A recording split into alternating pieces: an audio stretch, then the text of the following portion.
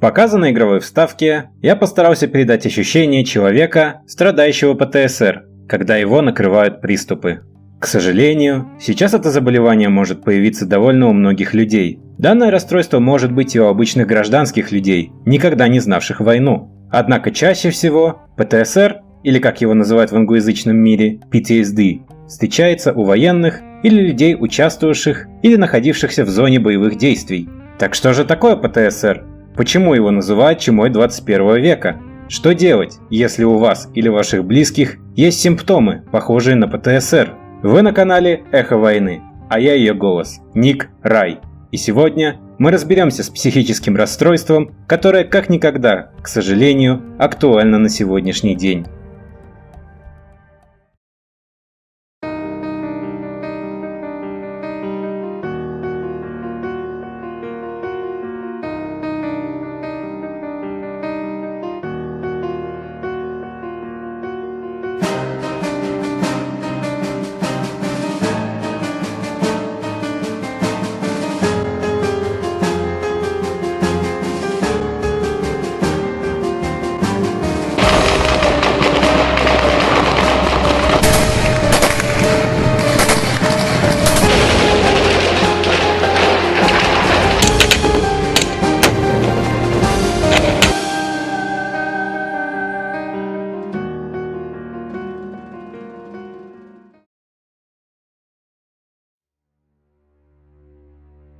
Хотите прочитать уникальную историю о людях на современной войне? Тогда предлагаю вам свою первую книгу из серии под названием «Вырваться с войны. Сломанные судьбы». История расскажет вам о судьбе двух девушек и парней, которые против своей воли стали участниками боевых действий в окруженном городе. Осажденный Светлоград не первый год разрывается изнутри. Наемники, местная дружина и мародеры с бандитами не дают спокойно искать спасения в развалинах города. Надежд на мир не оставляют и армии ДРСН и СССР, что держат плотную блокаду и обстреливают город. Смогут ли герои сохранить себе человека или сломаются и станут подонками? Почему неподготовленные к войне люди идут на нее? Что испытывает человек, очутившись в круглосуточном кошмаре? Читайте бесплатные главы на Ридеро, ссылка в описании.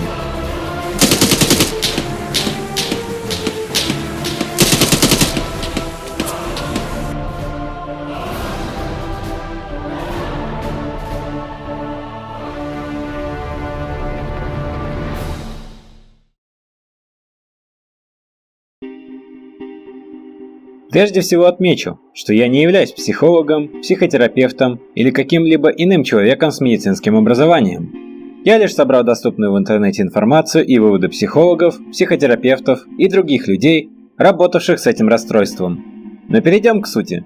Что такое ПТСР? ПТСР – это посттравматическое стрессовое расстройство, по-английски PTSD – Post Traumatic Stress Disorder. Тут уже стоит сделать пометку, что ПТСР – это не болезнь, а расстройство. Болезнь представляет из себя нездоровое состояние, вызванное внешними биологическими воздействиями, как, например, паразиты или микробы, и вызывает серьезные сбои в обмене веществ и функционировании органов. Расстройство же характеризуется изменением, травмированием восприятия и ненормальным для обычной жизни поведением, из-за чего возникают разные ненормальные состояния. Проще говоря, болезнь – это то, что можно подтвердить через биологические тесты, как, например, сдачу крови, компьютерной томографией и прочим. Расстройство же нельзя обнаружить такими исследованиями, так как они направлены на проверку тела, а не внутреннего состояния человека.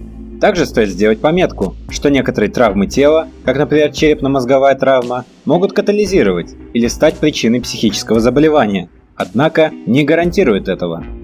Как говорится в Международном классификаторе болезней 11 тома, ПТСР может развиваться после воздействия события или серии событий чрезвычайно угрожающего или ужасающего характера. Оно характеризуется наличием всех следующих признаков. Первое.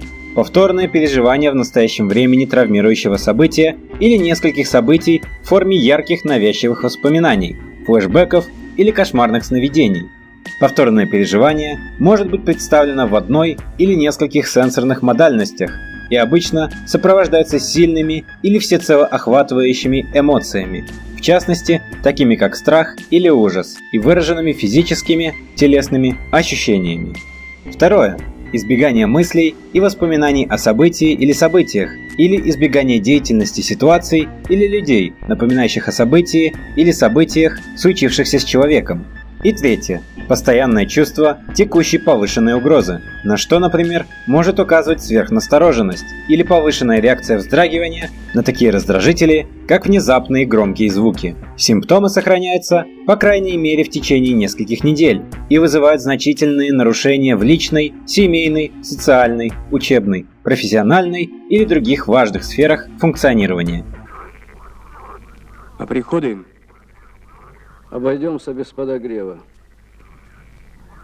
Ясно. Серьезный, значит, разговор намечается. Что с тобой, Сережа? Ты же истребитель. Все, что ты скажешь, Лешка, знаю. Кончился истребитель, Леша. Все. Я трус, командир. Серега. Помолчи, Леша. Помолчи. Сломался я. Ты Панари помнишь? Болтуны. Привыкли говорить, немец трус. Немец боится лобовой. Обязательно отвернет. А мой не отвернул. Да так, что плоскости поотлетали. Крылышко влево, крылышко вправо. Очухался на земле. Як догорает. А у меня перед глазами черешня цветет. Работаем на износ, Серега. Знаю, Лешка, знаю. Но поверь, клянусь матерью, я несознательно из боя выходил. Машину чувствую, руки на месте. Рвусь в бой. А как вспыхнет. Очнулся. Бой черти где, а я вывалился. Наверное, выжить хочу.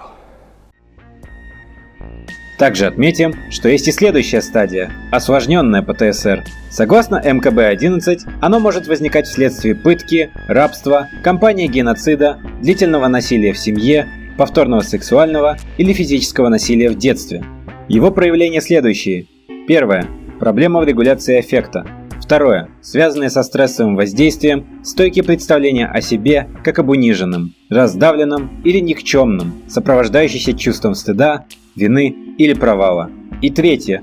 Трудности в поддержании отношений и в переживании чувства близости к другим людям. У меня товарищ, когда очередной раз вернулся из командировки в Чечню, как раз это было где-то в районе Нового года, когда мы с ним повстречались, шли мы в дружной компании по улице, и кто-то бахнул рядом петарду. Он немедленно двух человек, которые были рядом, сгреб и в сугроб закинул. И сам сверху прыгнул тоже. Да. Тут же. Да, да. Да, это могут напомнить какие-то запахи, неважно что, какие-то мелочи могут оживить эти воспоминания. У меня папа принимал участие, да, в войне в Египте, и надо сказать, что я очень хорошо В войне судного дня? Да. И я очень хорошо помню вот ночные кошмары его, да, когда я просыпалась от того, что он кричит во сне, да. Несмотря на то, что уже к тому моменту прошло очень много лет. Папа никогда, кстати, не рассказывал ни мне, ни маме то, что там происходило, да, то, что было на его глазах. Как, кстати, и подавляющее большинство моих знакомых ветеранов тоже никогда никому ничего не рассказывали.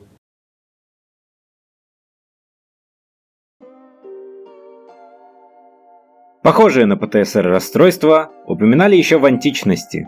Некоторые летописцы описывали это примерно как «призраки убитых в бою преследуют своих убийц». Далее появляется небольшая несостыковка. Некоторые источники пишут, что в 1867 году первое систематическое описание психических расстройств, вызванных тяжелой травмой, было сделано английским хирургом Эриксоном в книге «Железнодорожная травма и другие травмы нервной системы». Однако, если поискать эту книгу, то выпадает Алан Маклейн Гамильтон, американский психиатр, специализирующийся на влиянии несчастных случаев и травм на психическое здоровье, а также на криминальном безумии, а сама книга была опубликована в 1904 году. Так что если захотите самостоятельно разобраться в истории ПТСР, имейте это в виду.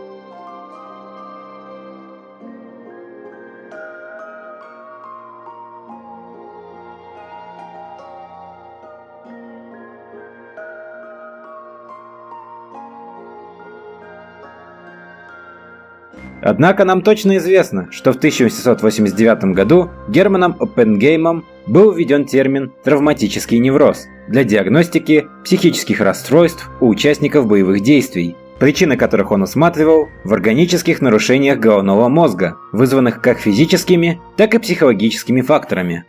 В 1915 году британский психолог Чарльз Самуэль Майерс впервые описал контузию в известном медицинском журнале The Lancet. Чарльз назвал это «shell shock» или же «снарядный шок», прообраз ПТСР. Полагалось, что нарушения были вызваны из-за высокого давления во время долгих артиллерийских подготовок. Снарядный шок также может быть психологической реакцией на ситуацию бомбардировки или участия в бою. Он выражается в ощущении беспомощности, паники, желании убежать или неспособности нормально рассуждать, ходить или говорить. Также может наблюдаться бессонница. В 1941 году Абрам Кардинер провел одно из первых систематизированных исследований явления, которое он назвал «хронический военный невроз». Он впервые дал комплексное описание симптоматики. Первое – возбудимость и раздражительность. Второе – безудержный тип реагирования на внезапные раздражители. Третье – фиксация на обстоятельствах травмировавшего события. Четвертое – уход от реальности. Пятое – предрасположенность к неуправляемым агрессивным реакциям. Интересный факт. Аркадий Гайдар, советский детский писатель и военный журналист, страдал именно травматическим неврозом. В своем дневнике писатель и журналист признавался: «Мне снятся люди, которых я убил в детстве», что является одним из признаков ПТСР. Отношение к ПТСР кардинально изменилось для США во время Вьетнамской войны и для СССР во время Афганистана. В США ПТСР стали называть вьетнамским синдромом, а в СССР – афганским. Позже, с становлением Российской Федерации и началом чеченских кампаний, иногда употребляли чеченский синдром. Во время Вьетнамской войны была принята этиология симптоматика психических расстройств, разработаны методы диагностики и психотерапии. Таким образом, к концу 70-х годов был накоплен значительный материал, который показывал, что у пострадавших, несмотря на различный характер событий, вызвавший психическую травму, наблюдается целый ряд общих и повторяющихся симптомов психических расстройств. Так как ни одной из нозологических форм в целом эти расстройства не соответствовали, Горовиц предложил выделить их в качестве самостоятельного синдрома под названием посттравматическое стрессовое расстройство. С 1980 года посттравматическое стрессовое расстройство включено Американской психиатрической ассоциацией в диагностическую номенклатуру.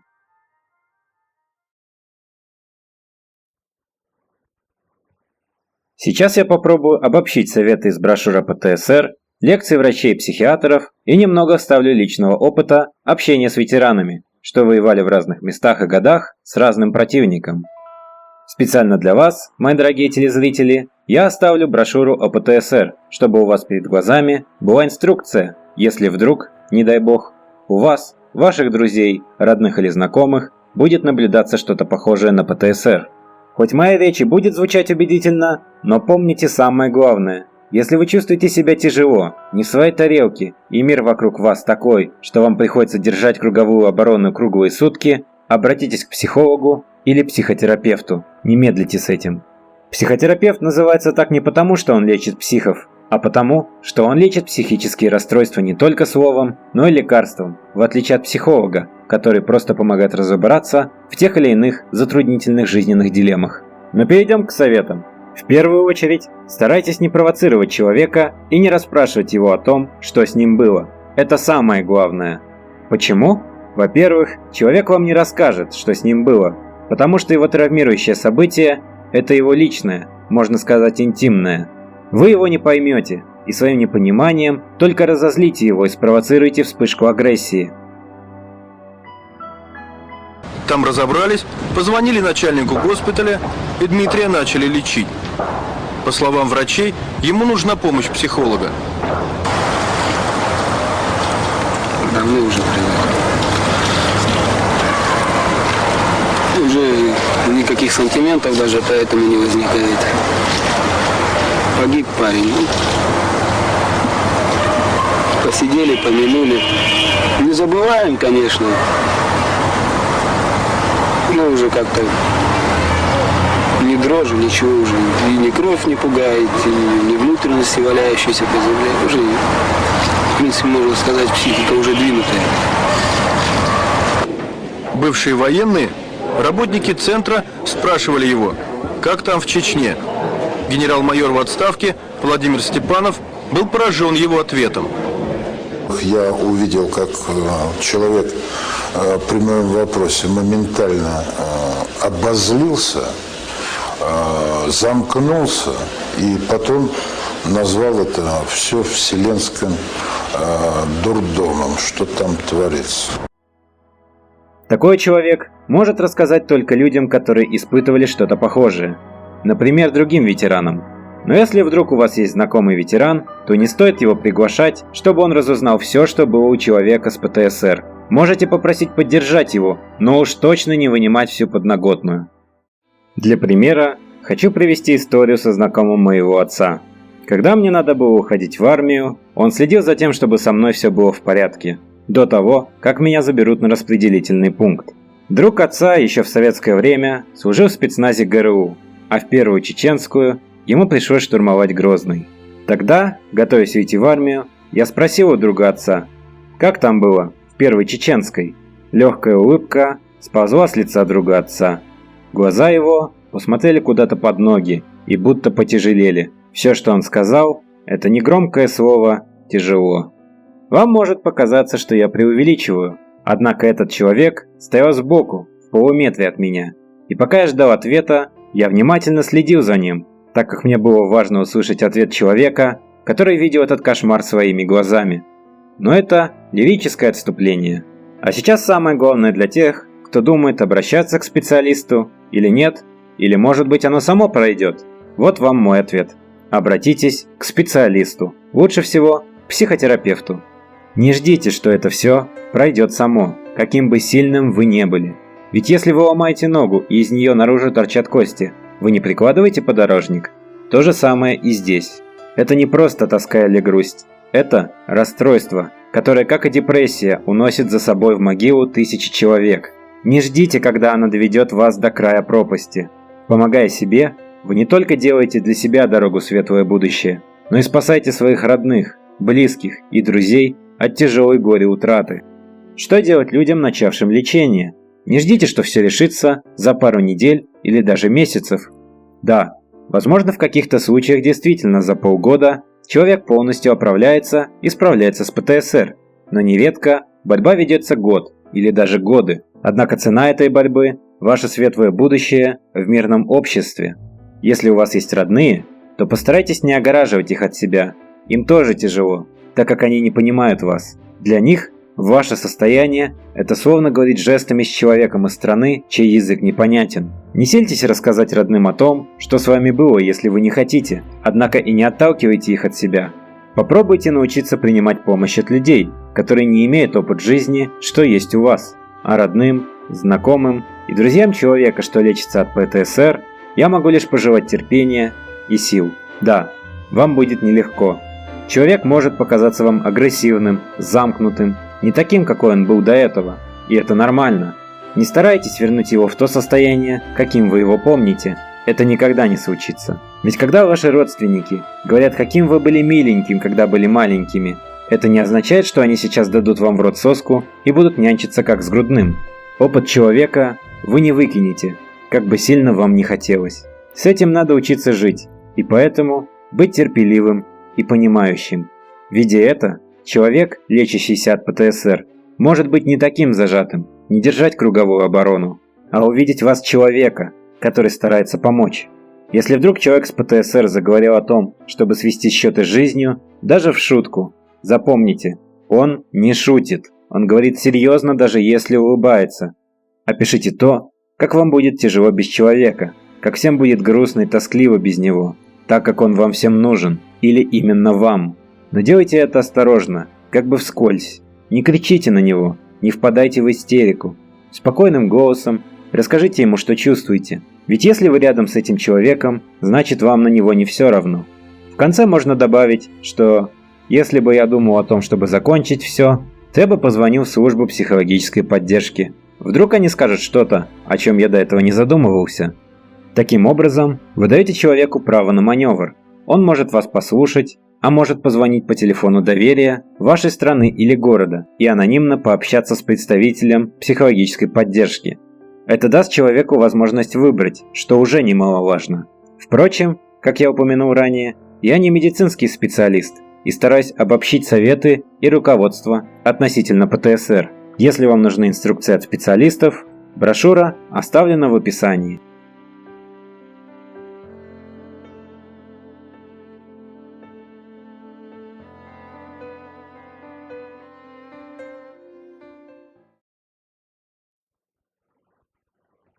Согласно неофициальной статистике, из 100 человек ПТСР может быть подвержено 13. А теперь представьте, что будет, если взять 50 тысяч человек. Это примерно 6,5 тысяч человек, что могут быть потенциально с ПТСР. Согласитесь, немало. Однако этим людям можно помочь. Они не звери, не палачи и не убийцы. Им просто нужна помощь, чтобы вновь стать обычными гражданскими. И помощь нужна не только медицинская, но и от окружающих. Поэтому, как я сегодня неоднократно говорил, если у кого-то из близких или знакомых обнаружили или есть подозрение на ПТСР, пожалуйста, не клеймите его больным на голову. Это просто расстройство, которое можно вылечить. Если продолжите клеймить и провоцировать человека с ПТСР или чем-то похожим, то он станет тем, кого вы в нем боитесь. Будьте терпеливыми и понимающими. Сил вам всем, кто с этим столкнулся, а те, кто нет, пусть любое расстройство обойдет вас стороной. Мир вам всем, и пусть войны остаются только чернилами на бумаге.